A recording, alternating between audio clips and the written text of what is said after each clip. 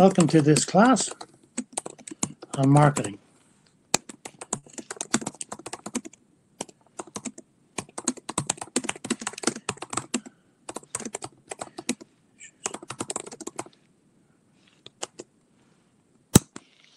Okay, so welcome. We're going to get started into Introduction to Marketing, which is a Qualifi Level 3 certificate in business management. I just put a couple of text messages on the side there. Can you let me know if you have any difficulty hearing me? You can send me a text message through the panel on the lower left-hand side of your screen. You can send a private message. If you want to ask any questions at any time, please don't hesitate to either send me a private message, or you should be able to hold your hand up using one of the buttons from the top level. Thank you. From the top menu there, there's a little icon there where you can, if you have a question, you can just raise your hand and I'll be able to address your issue. Okay. So at any stage, I think there is never anything wrong with the question. I think this is an educational process, so do not be afraid to ask a question at any stage. As we go through this course and we get into more and more detail, it may well be that your own learning start to help illustrate things for some of the other class members as well. So please do not hesitate to ask a question or to make an observation. All right, so let's get started. My name is Shane Downer. I'm an academic consultant, not a consultant academic, a business consultant. I do some lecturing. I've worked on a number of different businesses, and I'm based in Ireland, which is, I know most of the class are based in Malaysia, so where it's a lot colder and wetter here, and your weather's a lot better than ours, although it's sunny today. I have a BSc in management from the Dublin Institute of Technology. I have an MBS in organizational studies from UCD and an MBA from Trinity College. So what that means is I've got a broad business education background. It doesn't necessarily mean I'm an expert in any one area, mind you. But I am very passionate about education. So I do a first-class certificate in training and continuing education. And I do a lot of work with businesses such as Citibank or Diners Club in terms of building and delivering training projects. I have a connection with your part of the world. That picture there of the little girl doing a handstand in the sea, that's my daughter. She was born in Vietnam. So I haven't been out in a few years, but I do like to get out to Asia when I can. All right, so that's me. Okay, as I said, don't hesitate to ask me any questions at any stage. This module is about marketing. So has anyone heard of 1984? Now, the 1984 I'm going to talk about is the year 1984. It also, of course, refers to George Orwell's book about a dystopian future where there's Big Brother and, we have centralized control of everything and people do what they're told, etc. It's also the source for this image, which is a very famous commercial aired by Apple Computers. Now, it's strange to think, but we think about Steve Jobs, the late Steve Jobs, who was one of the founders of Apple, and very much involved in helping Apple recover after some very bad years, as being a complete the genius, and he was certainly. Now, there's a lot of bad things about him too, but this is kind of where it started, 1984. So one of the things that Apple did was they didn't invent, but they adapted what they saw elsewhere, and they produced the Apple Macintosh. And this was the ad, which really changed things. And it's often acknowledged as one of the best marketing communications pieces ever. And it was played briefly at the end of 1983 in a few local stations, and once during the US Super Bowl in January of 1984. And it was a play in 1984. The year was 1984. George Orwell's book, written decades before, alluding to a dystopian Big Brother society in 1984. And this was Apple pitching itself as the anti-Windows, the anti-establishment business. So I'm not going to ruin the ad by telling you what went on in it, but it was a game changer in many, many ways. And it's, I suppose, at the root of what I want to try and get across with this course. It's not about, computers. It's not about advertising necessarily. It's about marketing.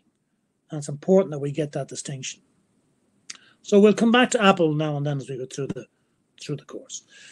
The other piece that I think is really, really interesting is a guy called David Ogilvy. Now, I don't know, I haven't watched it, but, some of you may have seen the TV series Mad Men, which is set in the world of advertising. David Ogilvy is often known as the father of advertising. So that's a picture of him on the left there. I'm not going to get into advertising so much, but I just want to draw your attention. So let me just draw. Let's go to the highlighter. Let's go to the highlighter here. So if I highlight this section here, this is a very famous print advertisement. And Ogilvy wrote this advertisement. And it was a print advertisement, magazine print advertisement for a Rolls-Royce. At 60 miles an hour, the loudest noise in the new Rolls-Royce comes from the electric clock. So what Ogilvy is talking about with this, well, there's a couple of key points, but let's deal with the text first of all. What he's talking about there is he's demonstrating a very clear understanding of the potential customer for this car. Now, I don't have a Rolls-Royce. Okay, you guys may drive Rolls or Ferraris or whatever. I've sat in one briefly once. I had to get out of it. I was getting married, so it was rented. But a Rolls-Royce as a product, as a vehicle, it's not your average car. It's a marvel of engineering, but it's aimed at a very specific customer because it costs a fortune to buy, to run, to maintain. And it's for a very particular customer type. So it's not the customer who's going to be out doing 4x4, driving a 4x4 across the country, which wouldn't have existed back then necessarily. But it's also not for the roadster, for racing around the place, or for driving in traffic to work every day. At 60 miles an hour, the loudest noise in this new Rolls-Royce comes from the electric clock. And that's getting to the essence of who the customer is. The customer is someone who's driving around luxury, in comfort, not having to deal with annoyances like a loud engine or exhausts or anything else. They can simply sit in their armchair and go down the street, and the loudest noise is coming from the electric clock on the dashboard. So with this advertisement, Ogilvy was demonstrating a very clear understanding of who the customer was. That's what's so powerful about this ad. That and the fact that he acknowledged that, 80% of people only read the headlines on these things. So therefore, most of the work should go into the headline, not into the rest of the body of the advertisement. We'll come back to that again later. Sorry, there is the quote. On average, 5 times as many people read the headline as read the body copy. When you've written your headline, you've spent 80 cents of your dollar.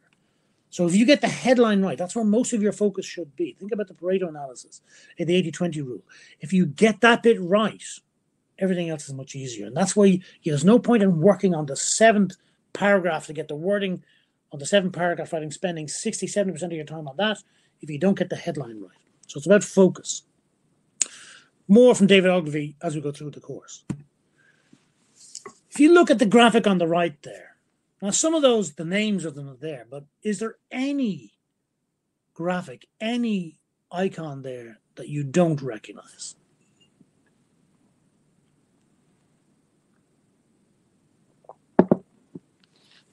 Okay. So there's what? There's 1, 2, 3, 4, 5, 6, 8, about 30 of them there. Adidas, obviously, AT&T, BMW, IBM, Marlboro. Of course, you know this one. It's the Mercedes, Starbucks, the Olympics, Shell, NBC, Disney. They're all globally recognized brand symbols, aren't they? And that's important because, that's how we engage with our customers. We build something that our customers recognize instantly. I mean, Apple computers, what do Apples actually have to do with computers? Nothing. So an IBM computer was an International Business Machines computer. Apple computers, it's nothing, but it's the Apple and what the Apple signified potentially. And we'll talk about that potentially down the line. That's quite interesting it doesn't say what it says in the tin so much, but now, of course, an Apple computer is instantly recognized. As is an Apple iPhone, etc. So there's a number of different brands there that we recognize, and we recognize for different things. Some of them we like, some of them we may not like. So we're going to talk about marketing. This is the first of 4 classes around the introduction to marketing. The very first thing I want to say is that marketing is not advertising. In spite of the fact that I've talked about these things here, that's just to show you the power of what advertising can do and how we recognize them instantly. But when we peel back and we go into those symbols, we start to recognize what they stand for. That's different. And to go back to this, well, that was an advertisement. It was this idea here, this idea of understanding who the customer was. That's much closer to marketing. So marketing is not advertising. Okay? That's very important. Advertising is only one part of marketing. So what is marketing? Well, marketing is the activity, set of institutions and processes for creating, communicating, delivering, and exchanging offerings that have value for customers, clients, partners, and society at large. That's what the American Marketing Association says. The typo there, that should be a capital M, but we won't focus on that. Set of activity, institutions, and processes. Philip Kotler, one of the gurus of marketing, a social and managerial process whereby individuals and groups obtain what they need and want through creating and exchanging products and value with others. Okay? And the Chartered Institute of Marketing, the management process responsible for identifying, anticipating, and satisfying customer requirements profitably. So, you know, one of the keywords here is process. Okay? Process. It's a process. Okay? That's what we're talking about.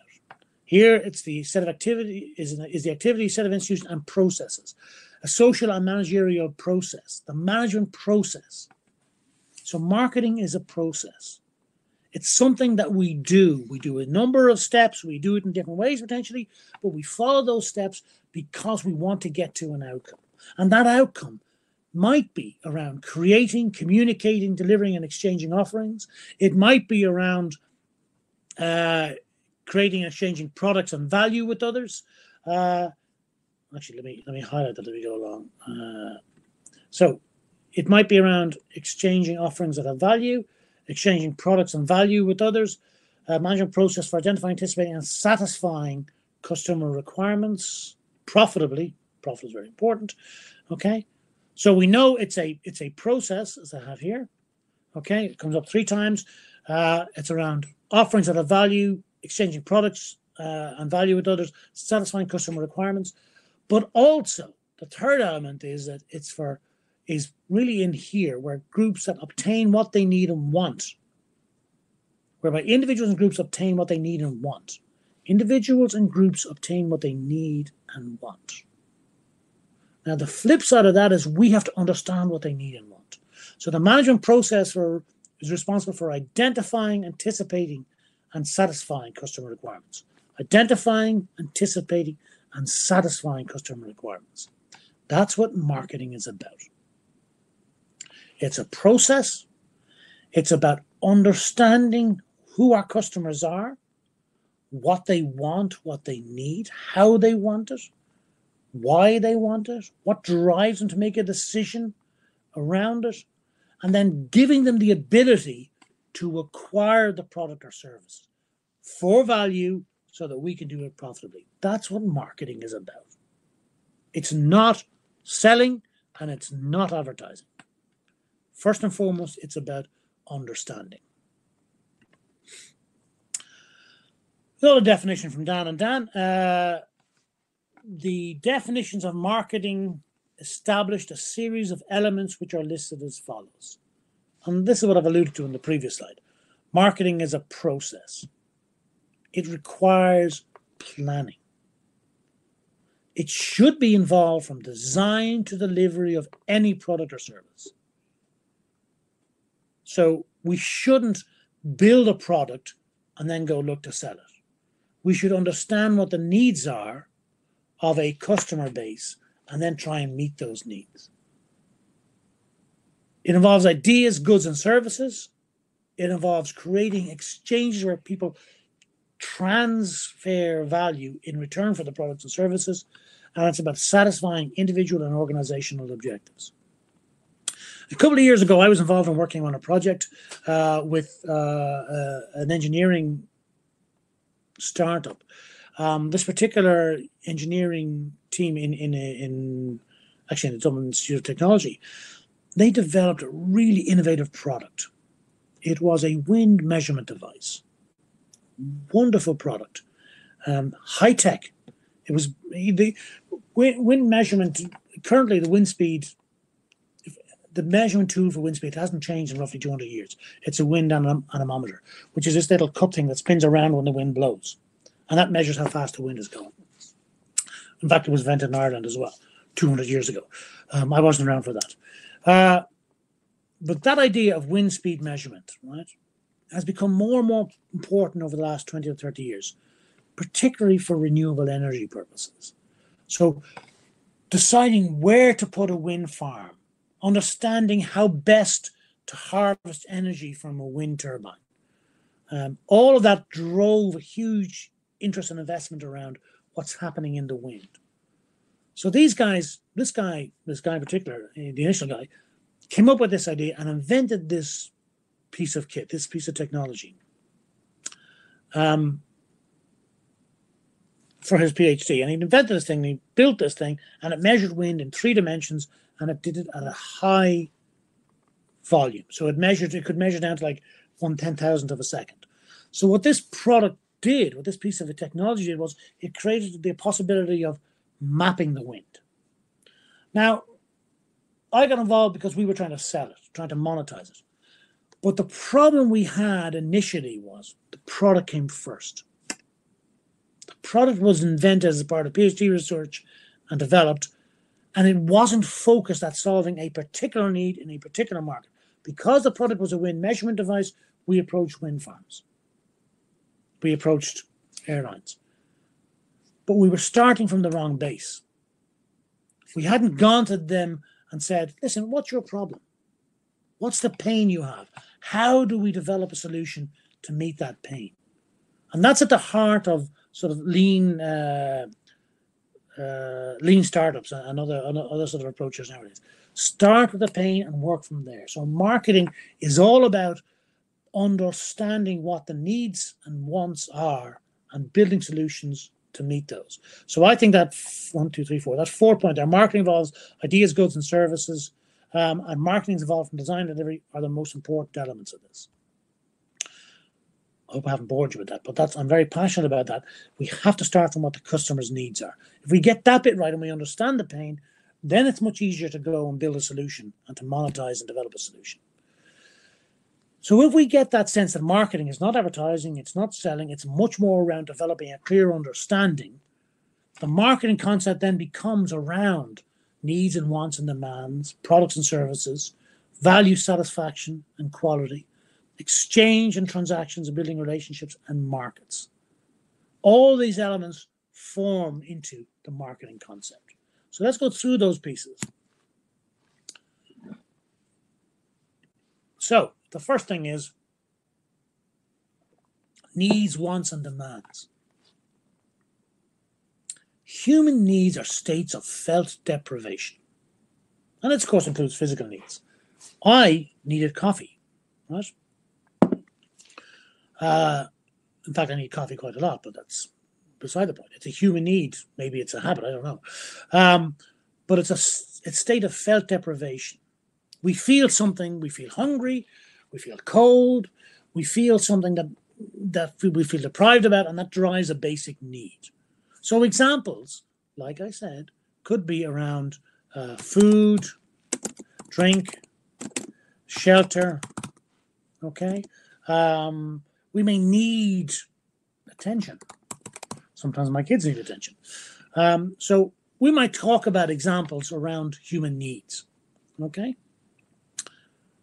And they can be very strong needs. They can drive our attention and our focus. Beyond that, however, of course, we also have wants. And these are forms of human need. They may be shaped by culture or individual personality, okay? So a want might be, well, I'm really hungry. I need food, okay? That's a need. But when it becomes a want, what I really like is I'd love a roast beef sandwich, or I would love a nasi goreng, or I would love to eat a pavlova or a chocolate cake, okay? So it becomes a different type of need. It's a more individualized, shaped need. So we might talk about wants slightly differently then. We might talk about, instead of food, we might talk about chocolate cake, okay? Instead of drink, we might say a cold beer, right? Not a warm beer. We might say a Coke, right? We might talk about a black coffee or an iced water, okay? We might talk about other things, right? So, but these are wants where we're shaping, we're determining a want to solve a need. Sometimes if the needs are really, really strong, it doesn't really matter. We just want food, right? However, as we're shaped by culture and personality and so on, because we have more now, we may want certain types of food or certain types of drinks or whatever it is, or a certain car. When those wants are backed by buying power, they lead to demands. Well, this is what I need and I want, and that's the one I want, okay? So we might then talk about, I want a Lavazza,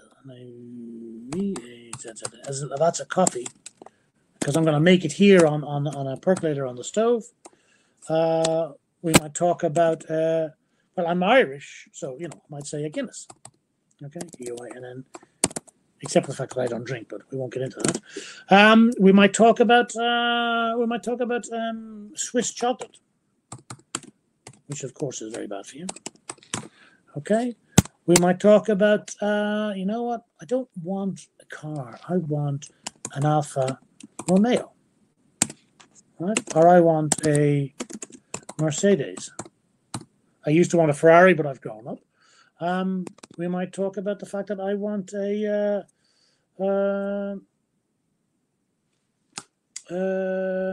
I want to fly first class on Singapore Airlines.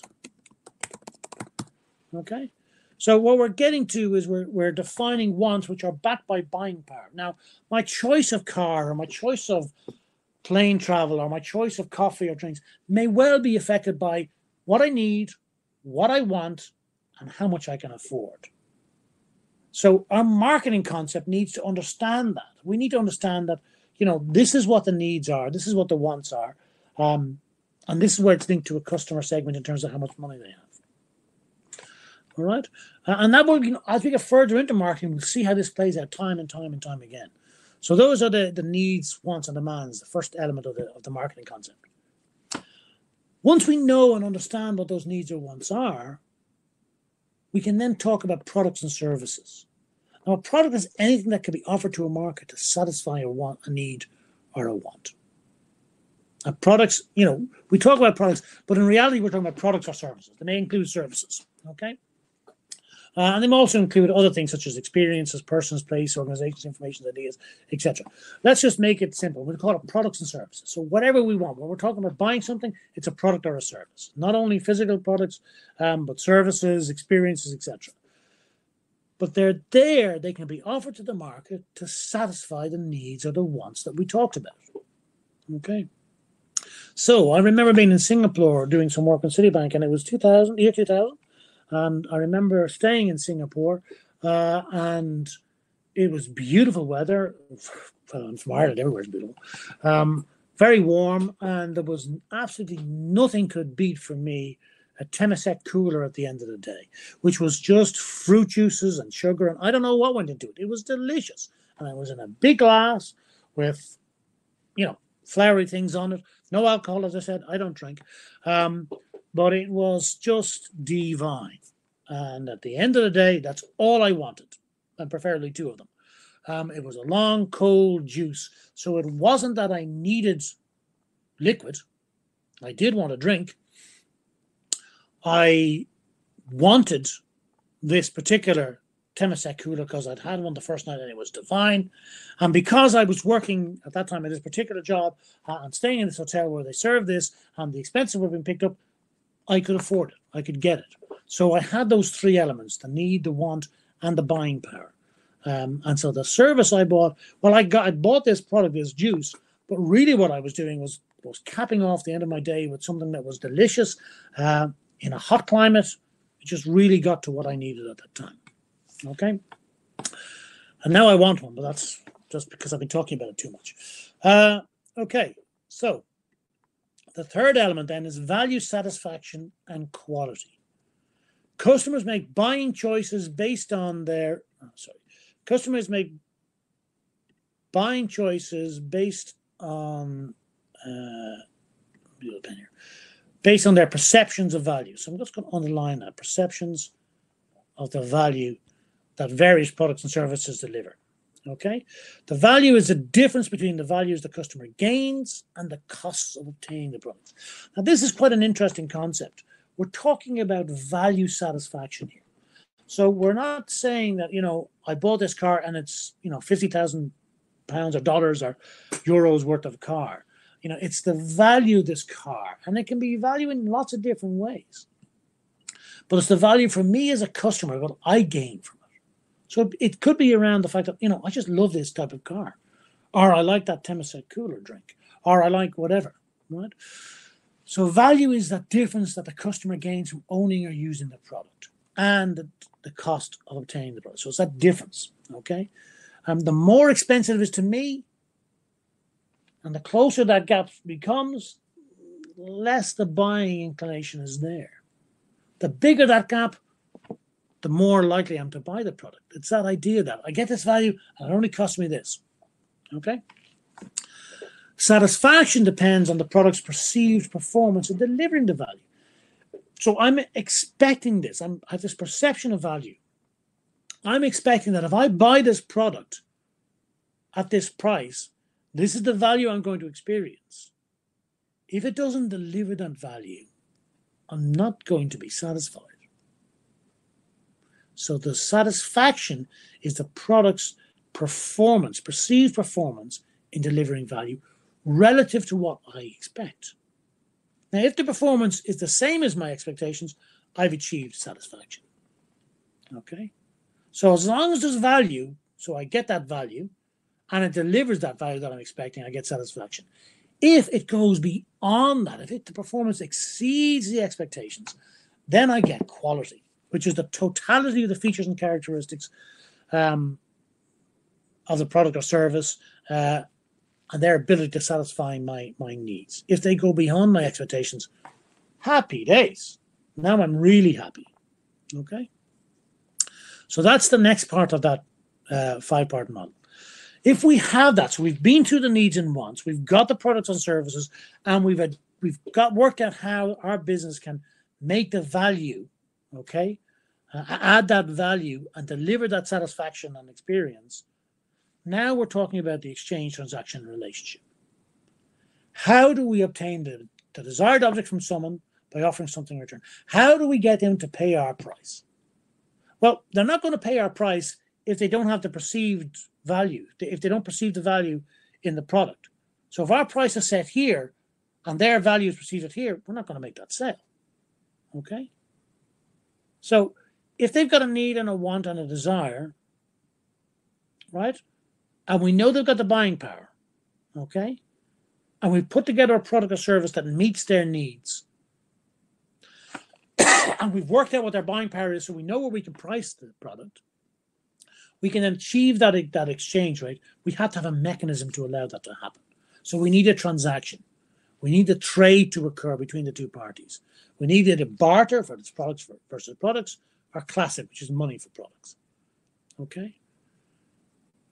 So we need to have that mechanism. So we need to bear in mind that when we get to this stage, marketing means how's that transaction going to work? How's that exchange going to take place? And ideally what we want is we want that to build the relationship. Again, we don't want a one-off sale. If we're happy to make one-off sales and never to see a customer again, we're in a race to the bottom. We're in a business where we're going to sell something, make our money, and that's it. We're happy to get out of the business effectively, because when we churn through enough customers, nobody's going to buy from us anymore. So that's not the real world for most businesses. Most businesses, we want relationships and to repeat customers. So we need our exchange transaction mechanism to enable that relationship. So we want to get beyond the short term. We need to build a long-term relationship with value customers, distributors, dealers, and suppliers. Okay. So, can you all hear me? Is everybody getting this? And by the way, if I'm speaking too fast, just let me know. Okay. So we've talked about needs, wants, and desires. We've talked about the products and services. We've talked about the value element, and we've now talked about exchange, transactions, and relationships. Once we go through this process and we build up our understanding around these issues, we can talk about markets. Now, a market is the set of actual and potential buyers of a product. So, recently I was looking at setting up a coffee business in Dublin, because, we've gone coffee mad in Dublin now. We've managed to survive the Great Recession from 10 years ago. And, Starbucks are here. We've lots of other chains, and coffee has become a thing much more so than it was 20 years ago. And recently I started to see that there were some kiosks selling coffee on the street. So I thought, there's a low-cost way to get into business. So is there a need? Well, yeah, people drink. We know people drink. We know people have a need for liquid. We know they want a coffee, sometimes because they're hungover, sometimes because they just get used to it.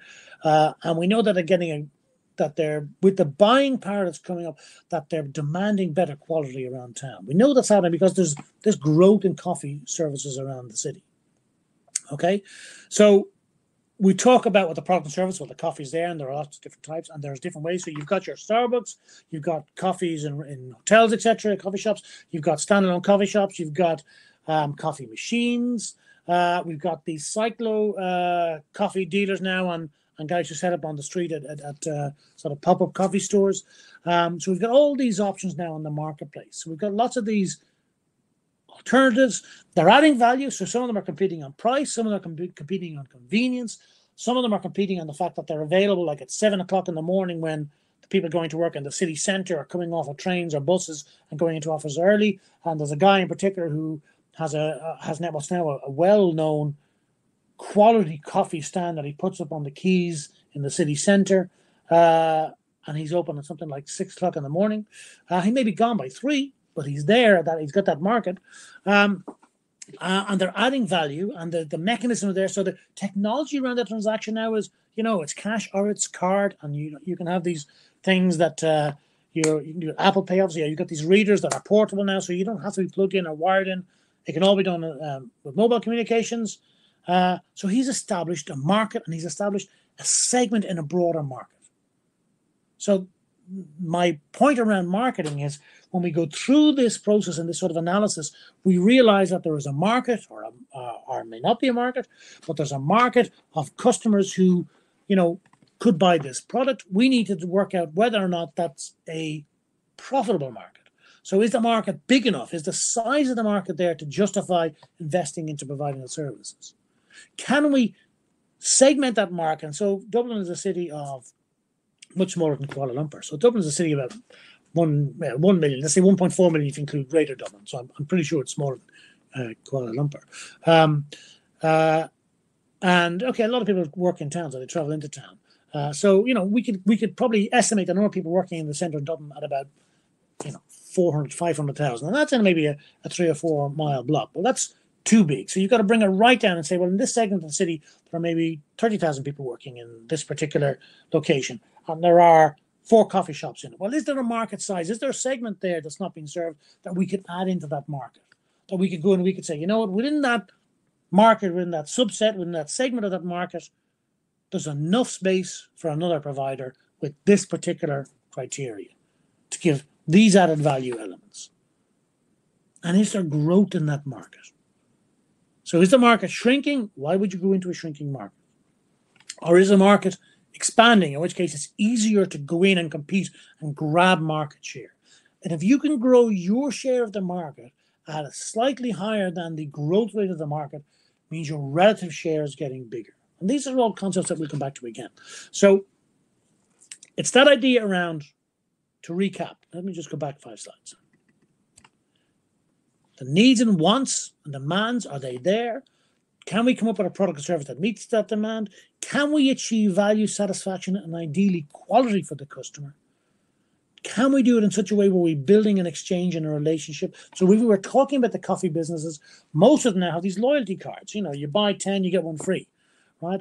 Some of them are doing some other innovative things around that, but it's about building loyalty so that people come back time and time again, in which case we're establishing a market. So this, to me, is what's at the heart of marketing. If we can get all of those things and we understand that, then we're in the marketing game. Now, we can't talk about marketing without figuring how we got to this stage. So we got to this by talking about marketing orientation, so the evolution of marketing theory. And I kind of alluded to this with the wind technology example. You know, there's production orientation where we're just building something and people will buy it. That's it, okay? And that's like back to the Henry Ford days. And so, you know, most people have heard of the story that Henry Ford was producing the Model T, and he'll say, and part of the thing was, you can have it in any color as long as it's black. Because he wasn't interested in, he didn't need to get into this idea that he didn't understand exactly what the customer wanted. He knew that he had this product, that if he built it and he got it out, that people were going to buy it because it was new, and there was a growing sort of wealth element, and roads were coming along, so that this was going to be a solution for the for population in general. So if he could churn these cars out fast enough and efficiently enough, people would buy them. He didn't need to worry about the nice things around it. So product orientation, obviously, is kind of where Ford was getting to. So going from production to product orientation. Production is building things, making things. Product, now making this product. Then getting to a sales orientation. Well, how do we sell more of this product? How do we sell more cars? And that's when you start to see car dealers coming into place and car showrooms. And then moving beyond that, you start to have marketing orientation. Well, what does that mean? That means kind of what I was talking about, understanding what the needs and wants are first and pulling through. And then we're going to talk about societal marketing, which is the next piece. On this slide, there are a couple of links to more explanation around marketing on Wikipedia and the history of marketing, which are just nice, and that captures a lot of the theory. Rather than going out and buying this book or that book, you know, there's some useful stuff you can simply pick up on the web. So let's look at some of these orientations then. So production orientation. This favors products that are available and highly affordable, right? And the focus is on improving production and distribution efficiency. So what are the pros and cons of this? Well, first of all, let's say what we're talking about. So we're talking about, to a certain extent, we're talking about almost commodity products. Okay, where there's little differentiation.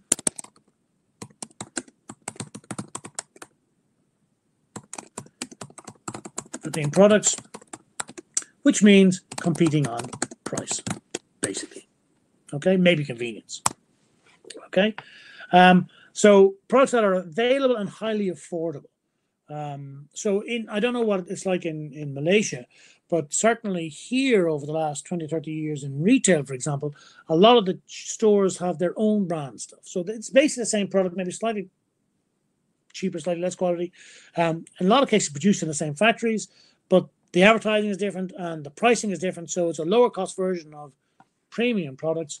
And it's about getting the stuff available and getting it out there and competing on price. That's what, you know, that's really kind of where a lot of the production orientation is about, okay?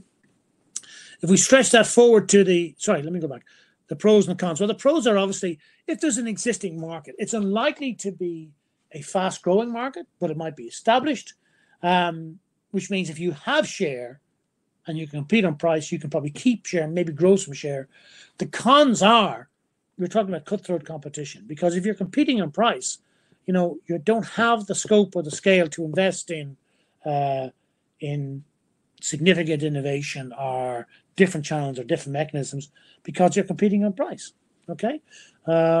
when we get on to the when you come to higher level of marketing courses and so on, we'll be looking at other ways of looking at marketing and higher analysis. And at some point, you get to Porter's 5 forces, where we start to look at substitute products and potential new entrants, etc. Sorry. Yeah. So let's go on to product orientation. So here we're talking about the product concept holds that customers favor products that offer most quality, performance, features, and features. Okay, and this can lead to marketing myopia. In other words, not really focusing on what the customer needs are. The customer favorite products that offer the most quality, performance, and features. That's what the product orientation says. In other words, if we build the best product, people will buy it.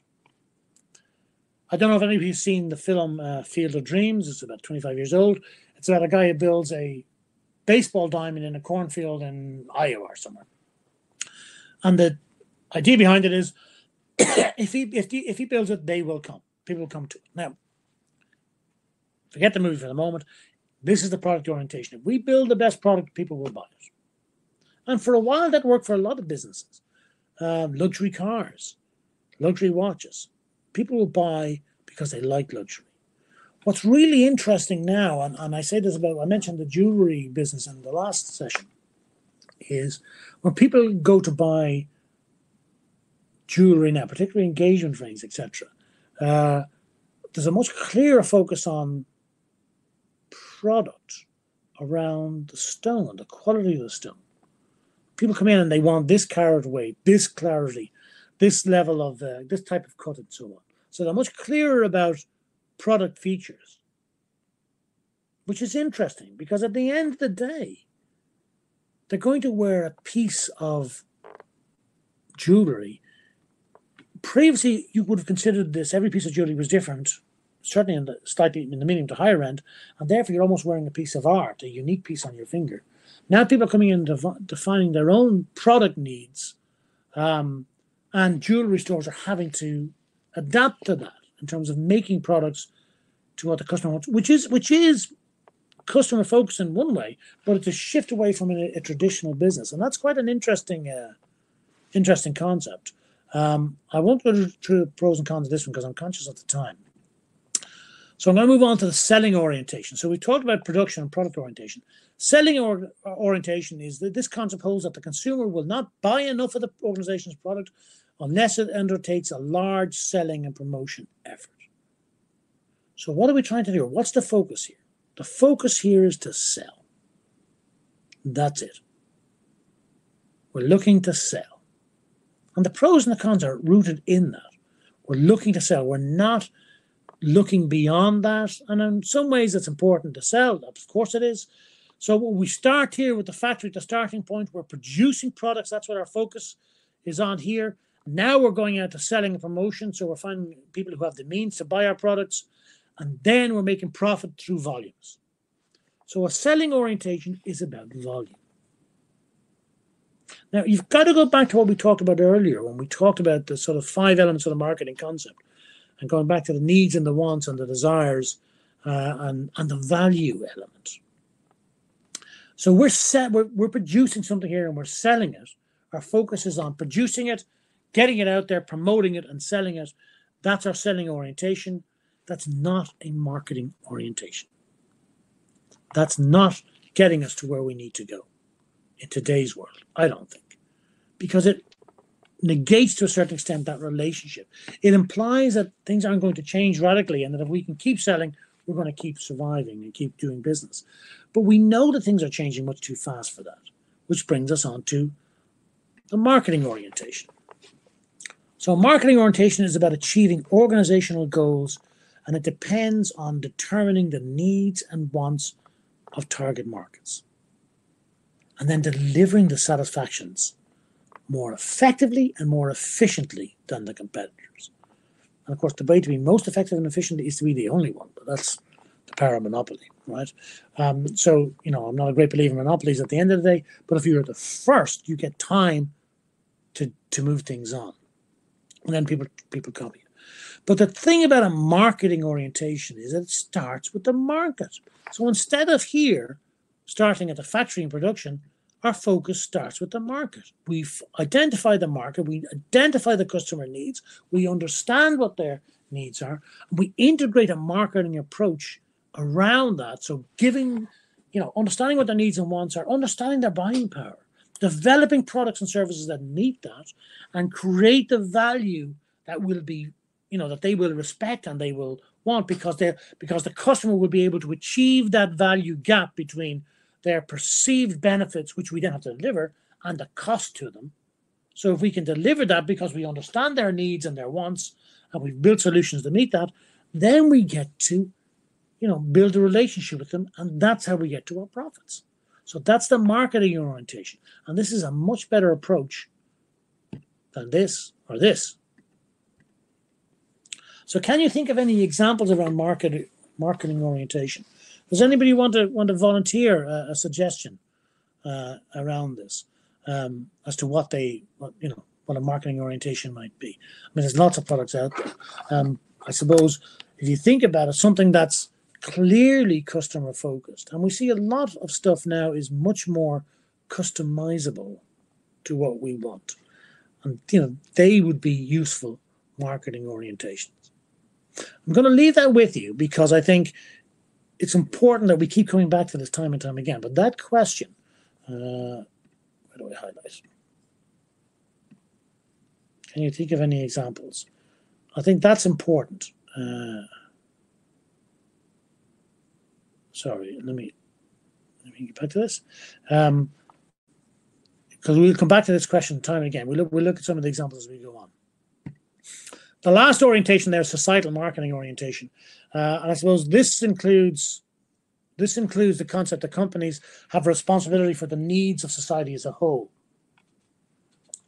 And so should include environmental impact and the impacts of their products on non-users.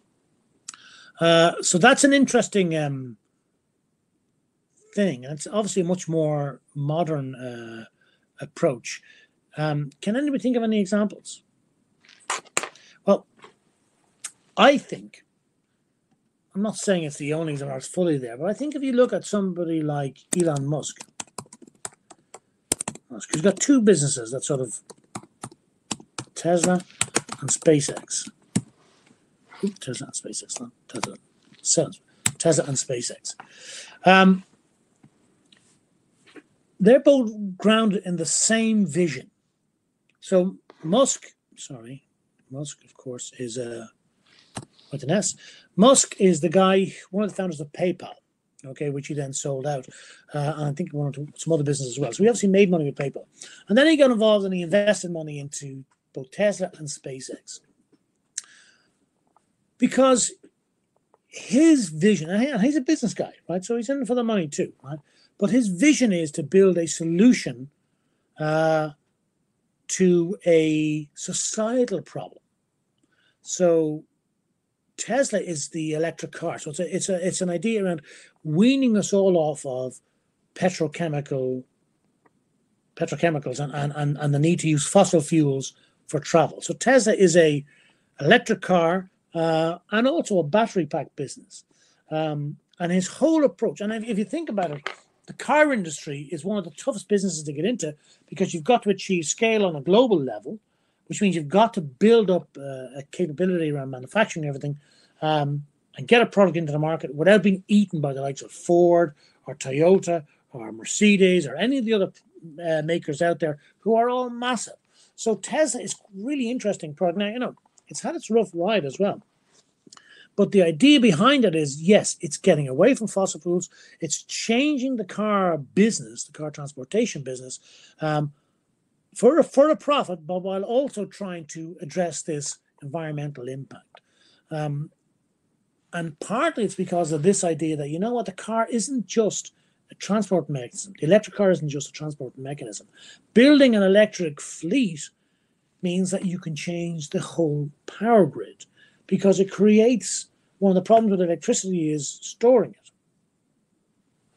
And what the electric car fleet gives an added bonus in terms of, because it's effectively a national battery. So it's a way of powering vehicles, and those vehicles themselves store power. So, that's quite an interesting adding to the whole fossil fuels burning nuclear power story. But the other side of that core mission is SpaceX, because he's recognizing that, we're using up the planet pretty quickly. So the core mission behind SpaceX, the long vision, is interplanetary survival. So it's about finding a way to live on Mars or other planets. So SpaceX is approaching a different business, rooted in the same thing. Again, it's a profit-making business, but it's based on this idea that, you know what, we can do this. We can do this much more efficiently than existing technology by thinking about it differently, and we can solve a societal issue by, looking at this long-term environmental impact and looking at saying, well, okay, if we're going to survive, part of this needs to be colonizing other planets. And the reason that SpaceX works is because it's the reusability of the rockets. Okay, and we will talk about SpaceX again because I think it's quite fascinating. All right, so moving on then to sort of get to the conclusion of our marketing class, we have to talk about the marketing mix. So now there are different versions of this, but the idea behind this is that if we understand that marketing is not advertising, marketing is this customer focus, this needs identification, wants identification driven process around determining, well, what actually is needed, how can we build a solution, how can we establish a relationship to sell that solution to the customer. Well, then with the elements of our marketing that enable us to do that started out with the 4 Ps: product, place, price, and promotion. Okay, so that was the original idea around marketing. Well, we need to figure out the product identify the customer in the market. What's the product that they need? Where do they need it? How are we going to promote and get that information across to them, and what price are they willing to pay? Of course, we've moved on. It's no longer just the 4 Ps. The marketing mix is bigger now because we're in a different world. It's much more technology enabled. We still have the product, the place, the price, and the promotion. Okay, but we're also much more aware of people. People are part of the mix because every interaction, every communication within and outside of our business involves people, from employees and management to our customers. So how we act and how we treat our people also impacts on our marketing mix.